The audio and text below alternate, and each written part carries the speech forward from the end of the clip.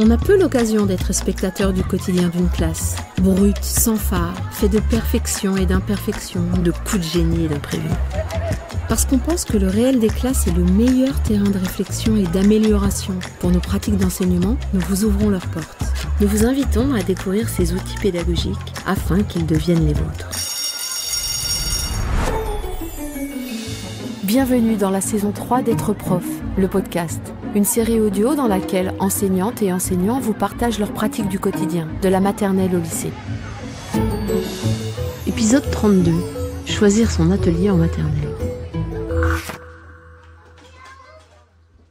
Dans sa classe de poussins et poussinets à Bar-sur-Seine, Joanie nous explique comment elle organise son espace, son temps, sa présence et son temps émotionnel pour accompagner les différentes activités proposées à ses élèves. Des volcans à l'apprentissage des monuments, l'enseignante nous explique comment elle engage ses élèves, présente chaque atelier et gère la différenciation entre les différents niveaux. Bonjour Joanie. Bonjour Nathalie. Merci de nous avoir donné l'occasion de poser notre micro au sein de ta classe. C'était avec plaisir.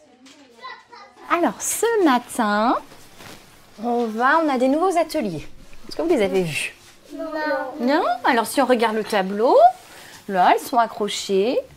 Il y a les 3 ateliers à faire, à choisir. Est-ce que vous voyez ce que nous allons faire ? Oui, un volcan. Oh, ça va parler d'un volcan, exactement.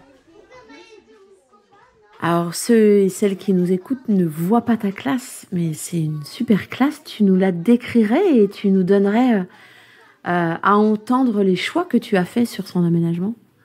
Alors, au sein de ma classe, j'ai différents espaces. Donc, la classe, elle est répartie en différents espaces.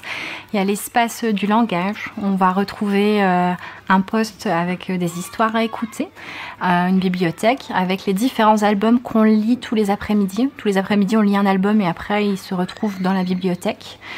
Il y a des ateliers de manipulation libre, c'est-à-dire des ateliers qui nécessitent aucune présentation de ma part et que c'est des consignes assez simples que les enfants peuvent réaliser. Et j'ai des tiroirs avec des ateliers qui nécessitent une présentation qui permettent de valider les compétences de fin de maternelle. Donc là, ils sont répartis par niveau. Donc l'objectif, c'est de terminer tous ces ateliers dans les tiroirs au sein de la période. Et donc par exemple, ça permet aux petites sections qui par exemple vont très vite parce que c'est très facile pour eux, les compétences de petites sections, de pouvoir ensuite réaliser les activités de moyenne section. Et pour toutes les ateliers de manipulation libre, elles sont graduées visuellement. Donc il y a l'étage vert, c'est l'étage tout en bas. Donc tous les ateliers de manipulation libre qui sont les plus faciles.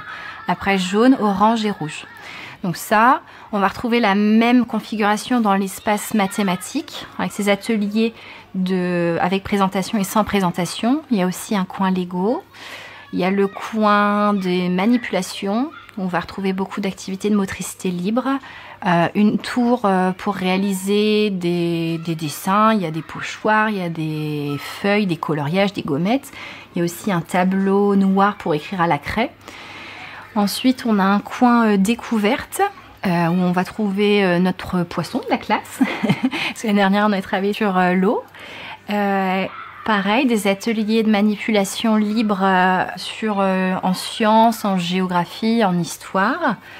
On a un bac de transvasement, donc on a beaucoup d'outils, des petits pichets, des petites pinces avec des pompons. On a aussi un bac, alors je ne sais pas comment le nommer, c'est un grand bac noir dans lequel, là par exemple, comme on est en hiver, c'est beaucoup d'activités sur le thème de l'hiver. Donc c'est la table de l'hiver, il y a eu la table de l'automne. Il y a aussi un coin espace à scénario. Donc ça c'est une maîtresse qui a créé un livre et qui a développé cette méthode. Donc là actuellement c'est le coin pizzeria, comme nous sommes en Italie. Et il y a eu un coin du goûter, parce que les enfants peuvent goûter librement au sein de la classe quand ils le veulent jusqu'à la récréation. Donc ils arrivent, ils déposent leur boîte à goûter, il y a 3 places assises. Et au cours de la matinée, s'ils ont envie d'aller goûter, ils peuvent s'installer et goûter. J'ai pas beaucoup de tables, il n'y a pas une place assise pour chaque enfant. Parce qu'on travaille aussi beaucoup au sol. Donc j'ai une ellipse au sol qui sert de regroupement.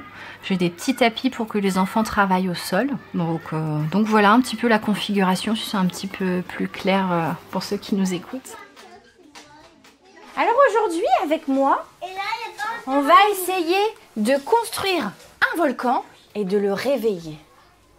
Qu'est-ce que ça fait quand ça se réveille un volcan? En fait, ça crache de la lave. Oh, ça crache de la lave, exactement. Avec Sarah, qu'est-ce qu'on voit sur l'atelier qui va être avec Sarah? Mon voisin est brisé. Non, Sarah, c'est le bleu, l'atelier bleu là. Qu'est-ce qu'il y a sur l'atelier bleu? Celle-là, ça va réveiller. Ah, un volcan réveillé. Oui, exactement.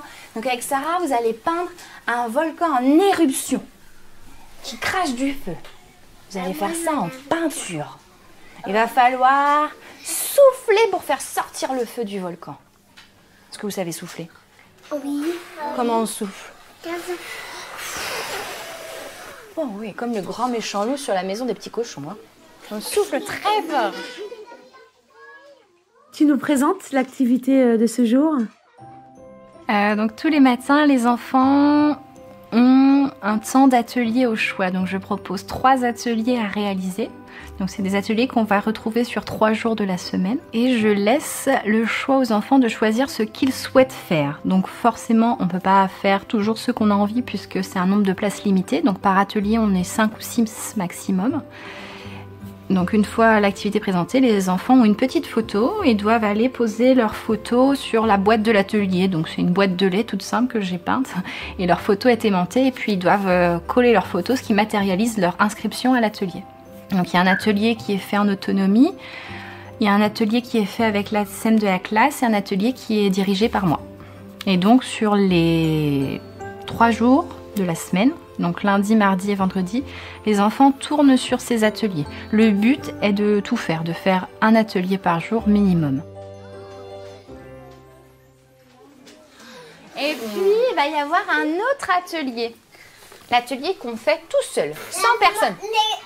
La semence de la montagne. Ah non, à côté encore, l'atelier jaune, c'est l'atelier tout seul. Qu'est-ce que vous voyez?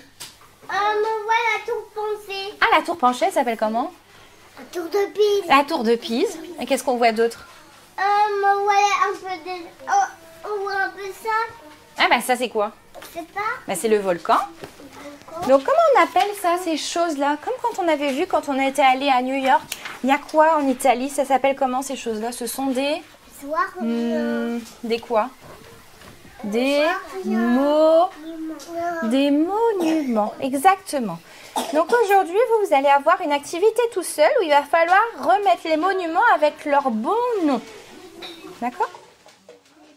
Choisir, aller jusqu'au bout, gérer sa frustration. En tout cas, c'est ça que j'identifie derrière cet atelier à choisir. Qu'est-ce que tu mets, toi? Et pourquoi tu as fait ce choix de l'atelier à choisir, justement? Alors j'ai fait ce choix parce qu'on n'a pas toujours l'occasion en classe de travailler en petit comité. Et donc là, ça permet de restreindre le nombre d'élèves. Ensuite, parce que quand on arrive en maternelle, il y a toujours un temps d'accueil où les enfants, enfin dans ma classe c'est comme ça, il y a tout un tas d'activités de manipulation libre. Donc ils peuvent choisir l'atelier qu'ils font, que ce soit des mathématiques, du langage, de la motricité fine. Donc le lundi c'est la présentation, donc là on s'arrête tous pour présenter l'atelier et choisir, mais les autres jours de la semaine on ouvre petit à petit tous les ateliers. Donc je vais commencer à ouvrir l'atelier autonome et les enfants qui souhaitent viennent s'y installer. Donc ça permet, comme tu as dit tout à l'heure, de gérer la frustration. C'est-à-dire s'il y a un enfant qui est lancé dans un atelier de manipulation libre qui prend du temps, il peut avoir le temps de terminer et de venir ensuite à son atelier au choix. Donc ça permet de lui laisser le temps et pas de dire stop, ça y est, on range, on passe à la suite. Donc c'est un peu moins strict. Qu'est-ce qu'il faut faire pour aller à l'atelier? Prendre sa photo et l'accrocher à la boîte de l'atelier. Qu'est-ce qu'on fait s'il n'y a plus de place à l'atelier qu'on souhaite? On va essayer de faire un autre atelier. Et si tous les ateliers sont complets, qu'est-ce que je fais? On prend une activité dans la classe en attendant qu'une place se libère. D'accord? Et qui est-ce qui choisit quel atelier vous faites? Moi je vais aller avec toi. Qui est-ce qui choisit? C'est moi qui choisis où vous allez? Oui. Ah bon? Non. Ah bah c'est vous. C'est vous qui choisissez ce que vous avez envie de faire le matin. Aussi avec toi. D'accord? Derrière cette question du choix, est-ce que tu utilises ce levier pour permettre d'aller jusqu'au bout? Et comment tu le fais si tu l'utilises? Effectivement, quand c'est l'enfant qui choisit, c'est lui qui a choisi, donc il doit aller au bout de sa tâche. C'est toi qui as fait le choix de faire cet atelier, donc il faut aller jusqu'au bout. Et laisser le choix aussi pour les rendre plus autonomes, être capable de choisir ce qu'on veut faire. Et pas se laisser toujours guider par ce qu'il y a à faire tout au long de la journée comme on pourrait le faire. Comment tu gères la répartition, puisqu'elle se fait donc au choix, librement, mais j'imagine, et c'était le cas ce matin sur l'atelier du volcan que tu menais, il y a eu un petit embouteillage. Oh, mais il n'y a plus de place, hein. Vous êtes 2 trop, là. Il y en a un de trop. Il y en a un de trop. Moi, j'ai dit 5. Alors, il y en a un qu'il faut qu'il aille à un autre atelier. Vous êtes 2 trop. Je prends pas tout le monde. Ah, mettez-vous d'accord. Allez, il y en a un qu'il faut qu'il change. Il y en a un qu'il faut qu'il change. Il y a de la place avec Sarah. Il y a de la place ici à l'atelier tout seul. C'est ça, oui. Ils se sont tous précipités à l'atelier. Donc, j'avais dit que je ne voulais que 5 élèves et ils étaient 6. Il y a une 7e qui arrivait. Donc, elle a vu que j'ai dit stop. Donc, elle est partie ailleurs. Mais du coup, là, le groupe était 6. Ils avaient tous accroché leurs photos. Il y en avait un de trop. Donc, ce que je fais souvent, je désigne pas un enfant qui doit partir. Ça serait injuste, je trouve, et très frustrant pour l'enfant à qui on demande de partir. Donc, je leur ai dit qu'il fallait qu'il y en a un qui se désigne pour aller ailleurs. Et donc, c'est une élève de petite section qui a fait ce choix. Et ça montre une grande maturité d'être capable de dire « je laisse ma place et j'aurai l'occasion de faire cet atelier demain et je vais faire autre chose ». Donc c'est ce qu'on souhaite aussi développer en ayant le choix. On a le choix, mais des fois, il faut faire des concessions et être capable de choisir autre chose tout en gérant sa frustration. Sur un des ateliers, tu proposes le même travail, mais avec des exigences différentes selon le niveau d'âge de tes enfants. Je vais vous montrer ce que vous allez faire tout seul pour bien vous montrer. Parce que si on est un poulet ou si on est un poussin, on ne fait pas la même chose. Parce que quand on est un poulet, on va essayer de faire un peu plus dur. Tu nous le présentes ? Alors ce matin, on travaille sur un projet annuel sur le tour du monde. Donc en cette période, on est sur l'Italie. Notre mascotte nous a envoyé une carte postale de l'Italie. Donc on découvre ce pays. Et ce matin, l'atelier proposait, on avait découvert au travers d'un album les différents monuments d'Italie. Et l'objectif était pour les moyennes sections, à partir d'un imagier, une feuille que j'avais fait, où il y avait la photo du monument et le nom du monument. Les élèves devaient tout reconstituer. Donc en regardant le modèle, associer le mot à la bonne image. Quand on est un poulet, on a ça, c'est tout vide. Et qu'est-ce qui manque ? Il manque les photos et il manque les noms. Les noms. Donc il va falloir coller la photo avec le bon nom, sans se tromper. Alors il faut bien regarder ici, hein. Je regarde la photo et le mot Italie et je le colle au bon endroit. Ça, c'est pour les poulets. Et eux, les petits, devaient associer le même mot. Donc il y avait le mot écrit, ils devaient coller en dessous le même mot. Pour les poussins. Pour les poussins, ils ont la photo, ils ont le nom. Il va falloir coller le même nom en dessous. Là, le dernier. Le volcan, le Mont Vésuve. Donc cette différence de niveau, ça permet, donc je le mentionne, je le dis, il y a un travail pour ceux qui vont plus loin et un travail pour les moyens, un travail pour les petits. Mais ça permet, quand on a un moyen qui n'est pas très à l'aise encore, qui n'est pas encore prêt, de lui proposer le travail qui est fait chez les petits. Il est au même atelier, ça permet de dédramatiser un petit peu. Et puis aussi, surtout pour les petits, qui eux, il y en a certains qui vont plus loin et on va pouvoir lui proposer plus loin.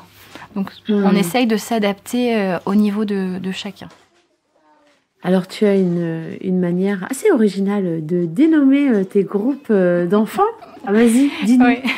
Alors c'est de cette année, je me suis adaptée parce que les enfants, surtout les petites sections, on a l'habitude de dire les petits, les moyens. Et les petits n'acceptaient pas que je les appelle les petits. Ils ne comprenaient pas. Non, moi, je vais aller chez les moyens. Je ne suis pas un petit.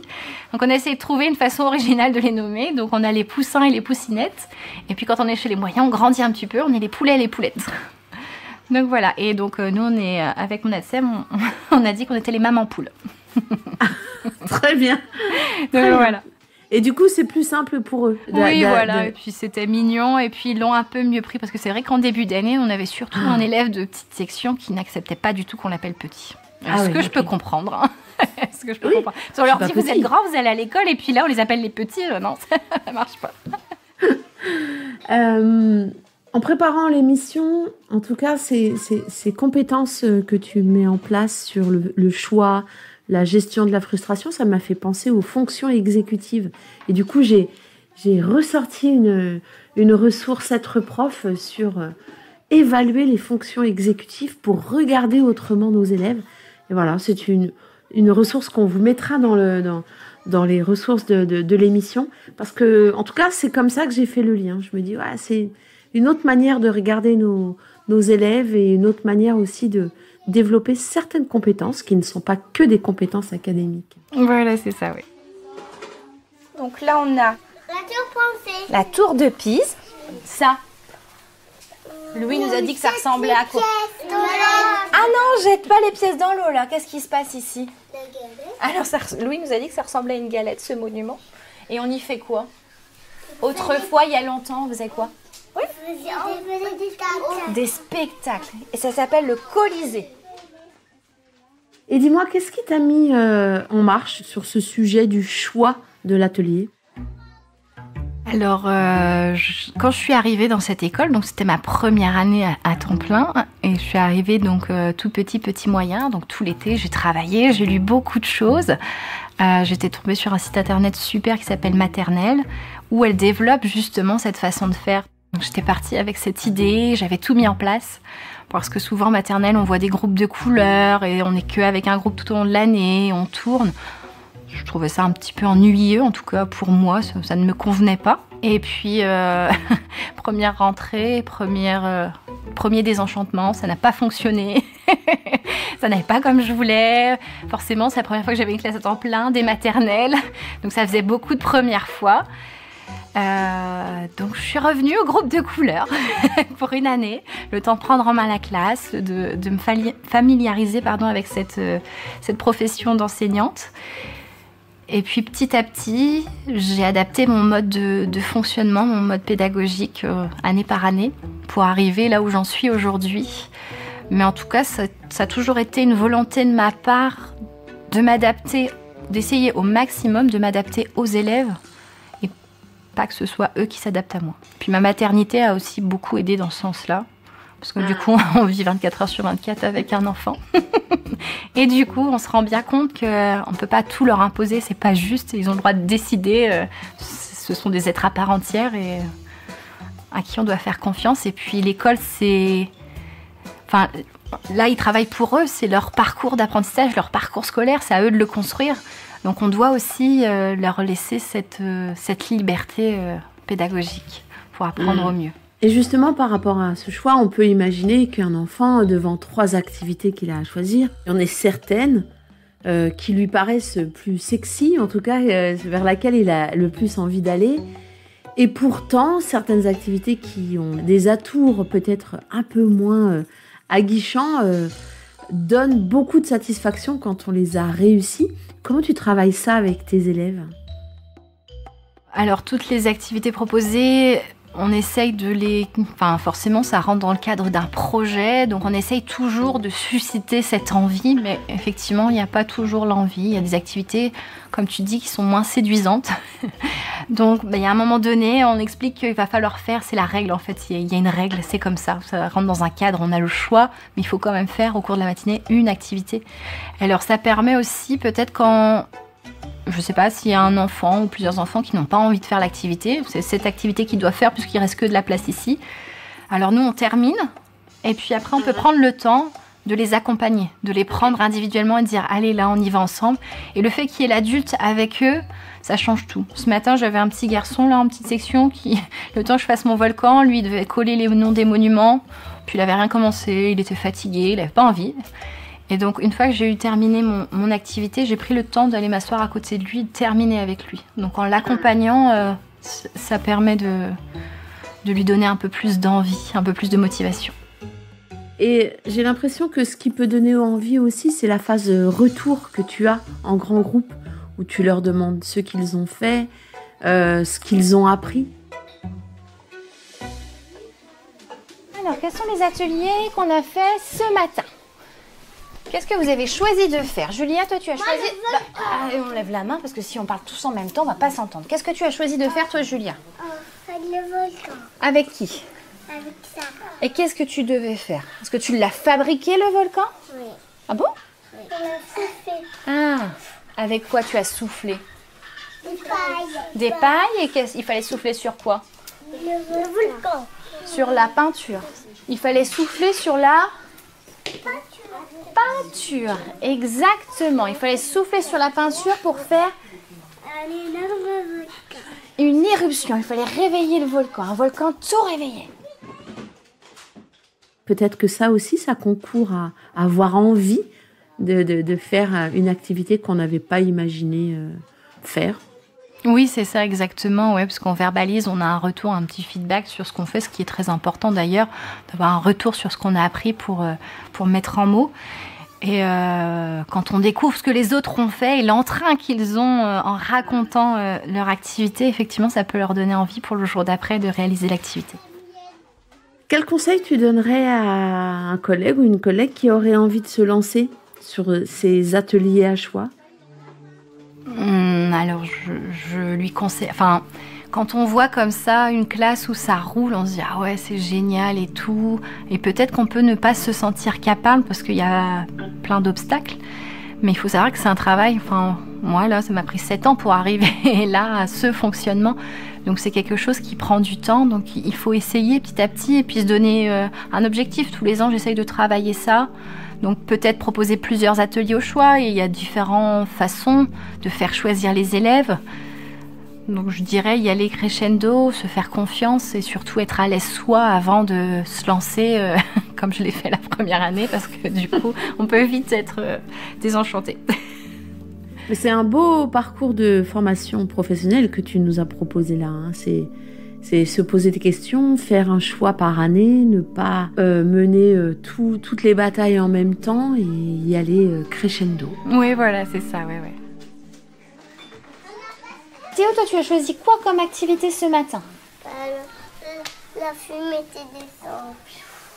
Alors, qu'est-ce qu'on a fait?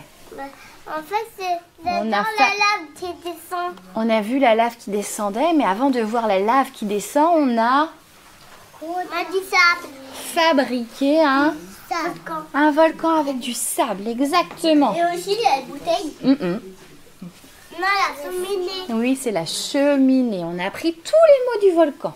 Il y avait la cheminée, il y avait quoi d'autre? Ouais. Avant de monter dans la cheminée, toute la lave, elle est gardée dans la chambre. La chambre, la cheminée, et ça se réveille. La lave, elle descend le long du volcan. Une petite question pour terminer. Est-ce que tu te souviens avoir eu le choix quand tu étais élève ? Non. Non. Non, pas vraiment. Pas vraiment. Je pense que c'est encore comme ça dans beaucoup d'écoles. C'est ce qu'on a toujours connu, ce rôle du professeur qui donne et on écoute. Donc non, on n'a pas vraiment le choix, et ma façon de faire est aussi il y a beaucoup d'enseignantes qui fonctionnent comme ça, mais il y en a encore beaucoup pour qui c'est un peu atypique, un peu déstabilisant, et donc non, quand j'étais élève, non, j'avais pas trop le choix. Merci en tout cas, Joanie. Merci de nous à avoir toi. accueillis. C'était Être prof, le podcast. Une série audio animée par Nathalie Dreyfus, enregistrée par Yanis Dokuto, Théo Cancelli et Laurine Bonnefoy, montée par Jeanne-Marie Desnos, réalisée et mixée par Benjamin Masset et Yann Thierry, et produite par l'Acme Productions. Si vous avez envie d'approfondir le sujet, retrouvez plus de ressources sur êtreprof.fr.